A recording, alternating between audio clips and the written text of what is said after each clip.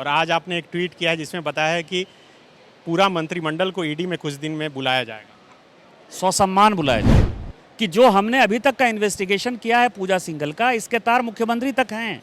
ED तो उनके दरवाजे पर पहुंच गया। क्या कर लिया उन्होंने ईडी का? कि निशिकांत दुबे अक्सर रांची में दिखते नहीं है, लेकिन जब से ये ईडी की कार्रवाई शुरू हुई है, आप 2, 3, 4 बार लगातार रांची आ चुके हैं। कहीं ईडी को डायरेक्ट आप ही तो नहीं कर रहे हैं? ट्वीट से तो ऐसा ही। महुआ माझी को जिस तरह से जेएमएम ने कैंडिडेट बनाया है, कहा जा रहा है कि मुख्यमंत्री ने ऐसा योरकर डाला कांग्रेस के सामने, अब वो या तो सरकार में रहेगी या फिर सरकार ही नहीं। 1932 खतियानी का बात करते करते मैं हमेशा कहता था कि जो झारखंड मुक्ति मोर्चा है उसको बाहरियों से जो है बहुत ज़्यादा लटपट। तो ये बताएगा ना 32 की खतियानी है कि नहीं महुआ माझी, ये तो तय हो ना कि वो बांग्लादेश की है कि वो झारखंड की। देखिए, कांग्रेस में यदि थोड़ा सा भी मॉरल होगा ना, यदि स्पाइन होगा और कांग्रेस को यदि आभास होगा कि हम 1885 में बने थे और 100 साल से ऊपर का हमारा इतिहास है, तो कांग्रेस एक कदम एक झटके में जो है अपना समर्थन वापस कर लेगी। संथाल परगना की राजनीति अब पूरी तरह से रांची शिफ्ट हो चुकी है। मुख्यमंत्री के विधायक प्रतिनिधि पंकज मिश्रा रांची में है और इस वक्त निशिकांत दुबे भी दिल्ली से रांची पहुंच चुके हैं। संथाल परगना से आप लोग बड़ा ट्वीट कर रहे थे, अब दोनों आप लोग रांची में आ गए हैं। पंकज मिश्रा बोले हैं कि ये तमाम जितनी ईडी की कार्रवाई चल रही है, इस गिदड़ भभकी से हम डरने वाले हैं। देखिए, मैं 3 बार का सांसद हूँ, मैं एक प्रतिनिधि से क्या बात करूँगा? मेरी लड़ाई तो मुख्यमंत्री से ना। मुख्यमंत्री मेरा एमएलए है, मैं जहाँ से सांसद हूँ वो मेरे यहाँ का एमएलए है। आपको इन चीज़ों को समझना चाहिए। हेमंत सोरेन भी रांची में है और मैं भी रांची में हूँ। मुद्दा वो है। मुख्यमंत्री तो बोल रहे हैं कि एक बार ईडी हम तक पहुँच कर तो दिखाए। मैंने कहा ना कि वो पहुँचेगा, पहुँच तो गया ही ना। ईडी ने तो हलफनामा दिया सुप्रीम कोर्ट में मौखिक तौर पर और हाई कोर्ट में लिखित तौर पर कि जो हमने अभी तक का इन्वेस्टिगेशन किया है पूजा सिंघल का, इसके तार मुख्यमंत्री तक हैं। ईडी तो उनके दरवाजे पर पहुंच गया। क्या कर लिया उन्होंने ईडी का? ईडी तो यहीं, मुझे लगता है कि एयरपोर्ट के बगल में ही कोई घर है, वो ऑफिस है, वहीं रहते हैं। क्यों नहीं उसको कुछ कर रहे हैं? ईडी तो पहुंच गया उनके घर पर। और मुझे लगता है कि वो कागज़ वागज़ नहीं पढ़ते हैं, ना अखबार पढ़ते हैं, ना उनको कोई जानकारी है।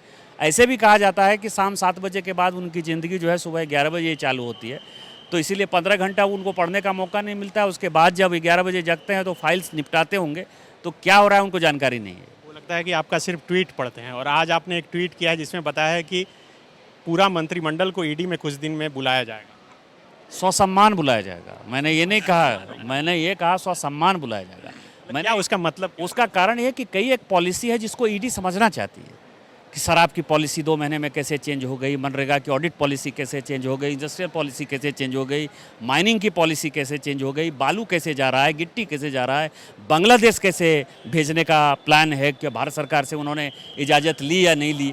ये सारी चीज़ों को जो है ईडी समझना चाहती है, एनआईए समझना चाहती है, इसीलिए ससम्मान सारे मंत्रिमंडल के सदस्यों को वो बुलाएगी। जेएमएम बोल रही है कि निशिकांत दुबे अक्सर रांची में दिखते नहीं है, लेकिन जब से ये ईडी की कार्रवाई शुरू हुई है, आप 2, 3, 4 बार लगातार रांची आ चुके हैं। कहीं ईडी को डायरेक्ट आप ही तो नहीं कर रहे हैं? ट्वीट से तो ऐसा ही लग रहा है। नहीं, संजोग ऐसा हुआ है कि जब से ये कार्रवाई शुरू हुई है, कोई न कोई ऐसी घटना है जिसके कारण आज आदित्य साहू जी का नॉमिनेशन हुआ है।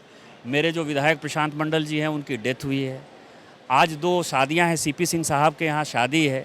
आरएस मजूमदार जो हमारा केस लड़ रहे थे उनकी भी बेटी की शादी है। तो क्या करें, मतलब उसी तरह से जब पिछली बार हम आए थे तो हजारीबाग में जो है प्रदेश कार्य समिति की बैठक थी, तो उस रास्ते से हमको आना पड़ रहा था। इसके पहले जो है फिर से एक कार्यक्रम था विद्यार्थी परिषद का, आपको ध्यान है विद्यार्थी परिषद के कार्य। तो संजोग ऐसा हुआ है कि हमको जाने अनजाने भगवान जो है रांची ही बुलाना चाहता है, इसलिए हम रांची आ गए। रांची से और कोई रास्ता खुलेगा? रांची से तो रास्ता खुलेगा, भारतीय जनता पार्टी की सरकार बनेगी ना।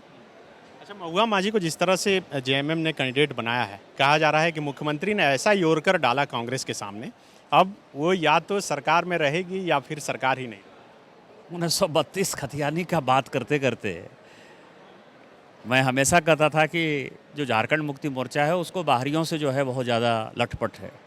आप देखिए, अभी विशाल चौधरी हो, प्रेम प्रकाश हो, या जो भी लोग करप्शन कर रहे हैं, जो भी लोग और आएंगे, सभी कोई बिहार का है, कोई बंगाल का है, कोई कहीं बाहर का है, तो सभी बाहरियों से लुटवाते हैं। 32 खतियान का बात करते करते कभी जो है वो केडी सिंह को भेजते थे राज्यसभा में, कभी प्रेमचंद गुप्ता को भेजते थे, अब ये बांग्लादेश की महुआ माझी को भेजने का फैसला किया है।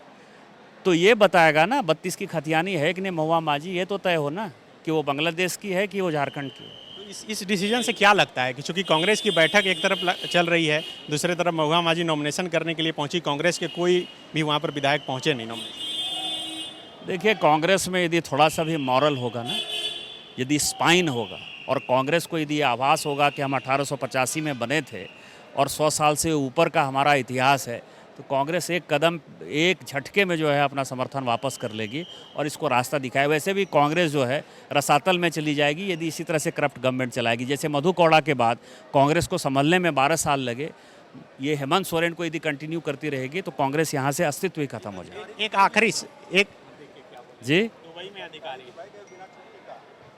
ये ऐसा ही है ना। आप समझिए कि यहाँ तो दिल्ली यदि चला जाता है योगी आदित्यनाथ जी के शासन में तो वो सस्पेंड हो जाता है, यहाँ तो दुबई चला जाता है, कोई और अमेरिका चला जाता है, कोई लंदन चला जाता है, सारे अधिकारी तो यहाँ घूमते रहते हैं। एक आखिरी सवाल, आपको मैं बताऊं कि अशोक नगर में कितने लोगों के मकान हैं, अर्थ हाइट में यदि मकान है, वही आप देखिए अशोक नगर में कोई भी मकान जो है 10-15 करोड़ से कम का है क्या? एक अधिकारी अपना जीवन बिता देगा, वो 15 करोड़ रुपया कमा सकता है क्या? ये नाक के नीचे जो हो रहा है, या अर्थ हाइट में भी जो भी फ्लैट हैं, कोई भी फ्लैट ऐसा नहीं है कि 1.5 से 2 करोड़ का है।